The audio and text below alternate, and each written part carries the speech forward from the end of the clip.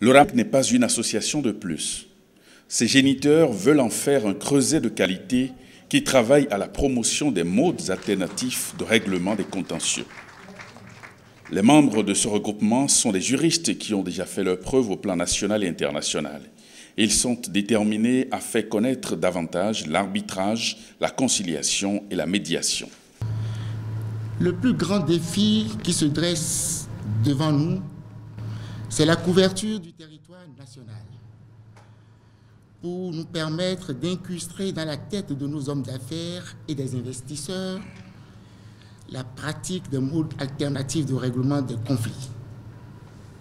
Et à ce niveau, nous voudrions bien compter sur l'appui du gouvernement,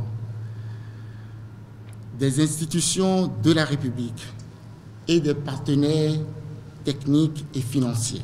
Le RAMEC va sensibiliser les opérateurs économiques sur la nécessité de recourir à ces modes alternatifs pour le règlement des contentieux.